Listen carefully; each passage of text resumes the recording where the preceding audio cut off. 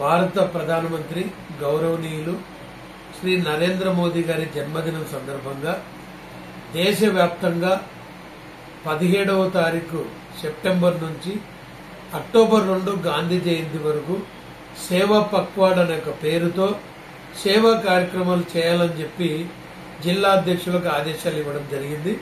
అందులో భాగంగా 17వ తారీఖున జిల్లా పార్టీ కార్యాలయం దగ్గర పాలాభిషేకంతో మొదలయ్యి తర్వాత బాలాజీ కళ్యాణ మండపంలో మెగా రక్తదాన శిబిరం ఏర్పాటు చేసి ప్రభుత్వ ఆసుపత్రిలో రోగులకు పళ్ళు బ్రెడ్లు పంచడం అలాగే భోజనం అన్నదానం చేయడం కార్యక్రమాలతో మొదలయ్యి ఇలాంటి కార్యక్రమాలు జిల్లా వ్యాప్తంగా జిల్లాలోని 7 అసెంబ్లీలు 37 మండలాల్లోని మేజర్ గ్రామ పంచాయతీల్లో కూడా జరిగే విధంగా ఒకటి కార్యాచరణ చేయడం జరిగింది.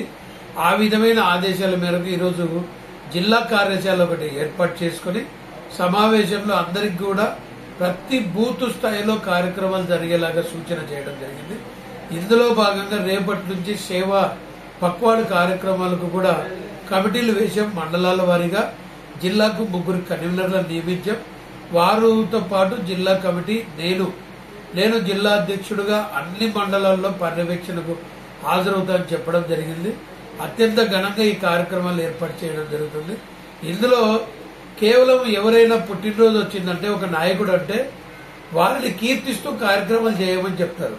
మరి నరేంద్ర మోదీ గారు వారి జన్మదినం వచ్చిందంటే మనం గ్రామంలో పారిశుద్ధ్య కార్మికులను వారు ఢిల్లీలోని ఇంటికి ఆహ్వానించి వారి కాళ్ళు కడిగి వారిని గౌరవించి వారిని మనం ఈ విధంగా చూడాలని ఒక సందేశం ఇచ్చే నాయకుడు కాబట్టి మాకు కూడా వచ్చిన ఆదేశాలు ఏంటంటే వారి పేరున రక్తదానం చేయించండి, రక్తం ఇచ్చి ఇంకొక ప్రాణాన్ని కాపాడండి అని ఒకటి చెబుతూ గ్రామాల్లో ఎక్కడికెక్కడ ఆలయాలను పరిశుభ్రత అలాగే గ్రంథాలయాలు గాని ఆర్టీసీ బస్టాండ్లు గాని రైల్వే స్టేషన్లు గాని ప్రభుత్వ ఆసుపత్రులు గాని ఎక్కడైనా బహిరంగ ప్రదేశాలు గాని శుభ్రం చేసే కార్యక్రమం ఒకటి.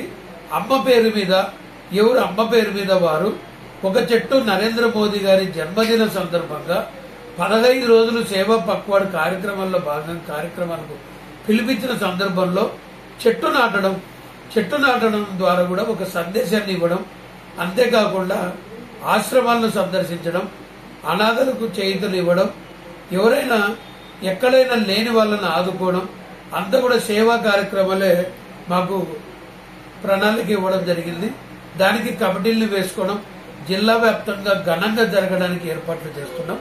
దీనివల్ల ఈరోజు ప్రస్తుతం నరేంద్ర మోదీ గారు అభివృద్ధి చెందుతూ ఉన్న దేశాన్ని గత 11 సంవత్సరాల కిందట వారు బాధ్యత తీసుకున్న తర్వాత ఈరోజు అభివృద్ధి చెందిన దేశంగా చూస్తున్నాం.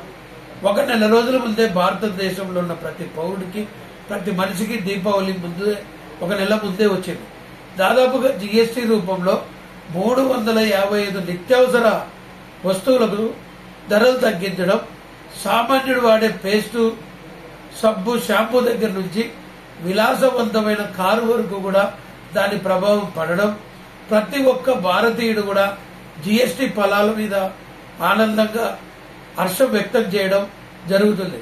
ప్రస్తుతం భారతదేశం అగ్రరాజ్యాన్ని సైతం ప్రపంచంలో ఉన్న అమెరికాను సైతం కూడా ఆలోచింపజేసే స్థితికి అమెరికా అధ్యక్షుడు ఫోన్ చేస్తే నరేంద్ర మోదీ గారు ఫోన్ తీయనంత స్థితికి భారతదేశం ఎదిగేలాగా ఒక్కరోజు కూడా 11 సంవత్సరాల కాలంలో కన్న తల్లి చనిపోయిన రోజు కూడా సెలవు పెట్టకుండా తల్లికి కొడుకుగా చేయాల్సిన కార్యక్రమాల్లో పాల్గొని తిరిగి వచ్చి వారి బాధ్యతను ప్రధానమంత్రి బాధ్యతను వారు నిర్వర్తించడం జరిగింది.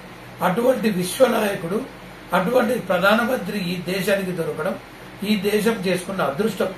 ఉదాహరణకు పాకిస్తాన్ నిత్యం లేస్తే భారతదేశాన్ని కీడు కోరుకునే దేశం అది. అటువంటి పార్లమెంటులోనే నరేంద్ర మోదీ జిందాబాద్ అని చెప్పి పార్లమెంటులో సాక్షాత్తు పార్లమెంట్లోనే స్లోగన్స్ ఇచ్చారు. నిన్న నేపాల్లో అంత పెద్ద యుద్ధం జరిగితే ప్రజా తిరుగుబాటు వస్తే మీడియా సోదరులు మీకు ఎలాంటి నాయకత్వం కావాలి అని అంటే నరేంద్ర మోదీ గారు లాంటి నాయకుడు నేపాల్కు కావాలి అని కోరడం జరిగింది. ఈరోజు అగ్రరాజ్యాలైన ఒకప్పుడు మనకు బార్డర్ లో నిత్యం ఏదో ఒక చిన్న చిన్న సమస్యలు ఉంటాయి. చైనా కానీ ఇలాంటి పెద్ద దేశాలు ఆర్థికంగా అన్ని రకాలుగా అగ్రరాజ్యాలు ఉన్న దేశాలు కూడా భారత్తో స్నేహ సంబంధాలు కోరుకుంటూ ఉన్నాయి. ఈరోజు వాణిజ్య ఒప్పందంలో బ్రిక్స్ ఒప్పందం ఖరారైపోయి నరేంద్ర మోదీ గారు తీసుకుంటున్న చర్యలు ఫలిస్తే అగ్రరాజ్యం అని చెప్పుకుంటున్న అమెరికా కూడా భారత్ తో పెట్టుకున్నందుకు అడుక్కు తినే స్థితికి వచ్చే పరిస్థితి ఈరోజు నరేంద్ర మోదీ గారి పరిపాలన ఉంది. కాబట్టి అటువంటి గొప్ప నాయకుడికి నంద్యాల జిల్లాలో రాష్ట్ర చరిత్రలో మిగిలిపోయేలాగా రాష్ట్రంలోనే అద్భుతంగా జరిగిన సేవా పక్వాడ్ కార్యక్రమాల లిస్టులో మొదటి జిల్లాగా మేము ప్రయత్నం చేస్తూ ఈ సందర్భంగా మీడియా మిత్రులకు శుభాకాంక్షలు, నమస్కారం తెలియజేస్తున్నాం.